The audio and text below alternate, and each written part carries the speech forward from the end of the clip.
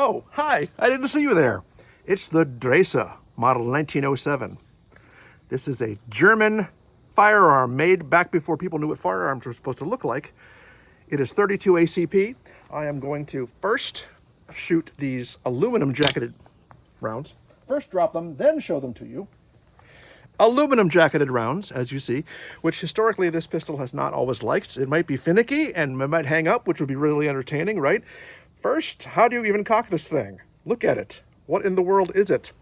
The serrations are up here, so perhaps you cock it like this. I was right. Okay, let's see how it does.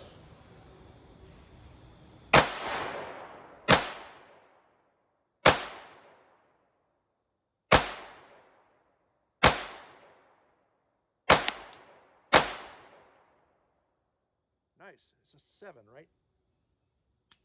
Yes, 7. Okay, those did fine, didn't they? I'm going to load it up with some copper jacketed ones now. Copper cased ones now. The Dreyse Model 1907 semi-automatic pistols, 32 ACP.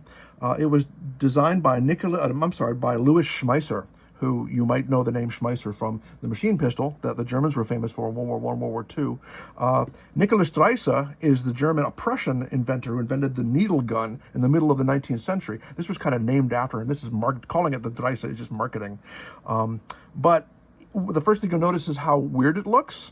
It was the early days of automatic firearms, and people were making it up as they went along, especially the Germans. They have their own design ideas, and they're usually right. I didn't even know how to cock it when I first got it.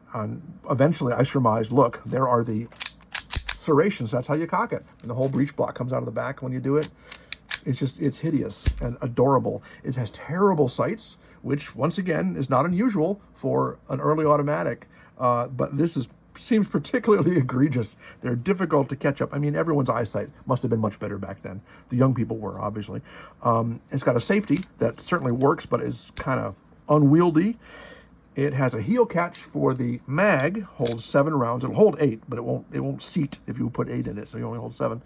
The heel catch, of course, is much maligned. This is probably the best designed one I've ever seen, though, because usually you have to push this out and pull this at the same time. This is the more reasonable to me. It's supposed to have a feature that a cocked indicator, a loaded indicator, I guess, where something is supposed to stick out of here when it's loaded and ready. But if that is the case, I'm not seeing it. Maybe mine's defective. I don't know. It shoots fine. It's got this cool thing in the back. You can actually peel it open for cleaning. I haven't taken it apart yet. I've read enough horror stories guaranteeing me that I'll lose parts and they will be thrust into my eyeball if I do. And so I'll just not shoot it that much and clean it on the outside. It is actually a very nice little pistol. It is much more accurate than I expected, and it's easy to shoot. It's a little sharp, even with this little 32 ACP round. Again, this was considered a reasonable round back in the day for self-defense or for military purposes. These were used by Austrian officers in World War I. World War II, the Nazis got a ton of them, and they eventually wound up giving them to the Volkssturm, which was the effort to arm the populace in Germany ahead of the Allied invasions. And these were incredibly inexpensive. I found out that these were never officially imported into America, but so many of them came back with GIs as war trophies because these poor Hausfraus who were handed these guns by the Nazis saying, defend your country, defend the Reich. And the housewives were like, no. And the GI showed up and said, here you go, have this. Do you have any cigarettes? And so many of these made it back overseas. This was only $350 when I bought it recently, which seemed like not very much. And it's a nice pistol. It does very well. You see this up here? I got something stuck in here and I had to use pliers to get it out. I had a cleaning thing I would put through here that was too big and I could not get it out. So I had to screw it out with pliers. I'm a freaking war criminal for scratching it up. But it does not have any of the markings that I read prove that it was used in war service, but who knows. These are not the initial grips. They're actually really nice. I like them because it's a slim pistol, but the grips really fill it out. I did get some reproduction grips. They're supposed to be like the military ones, kind of ugly.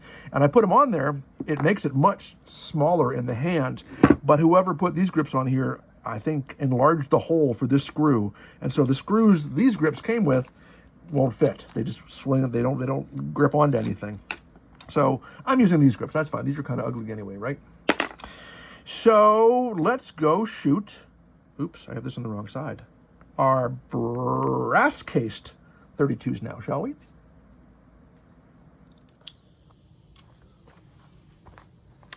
Okay, these are the brass cased ones. I can't remember the word case. And it holds 7. And let's see how it does with these.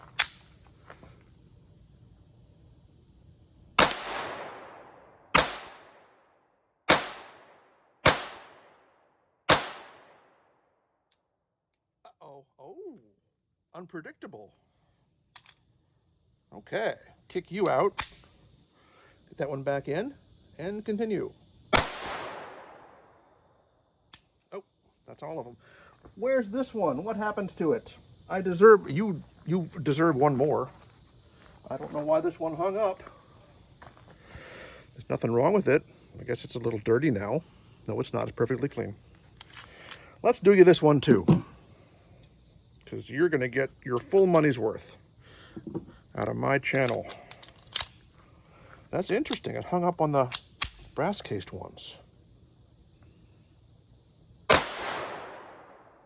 Okay, let's see how we did.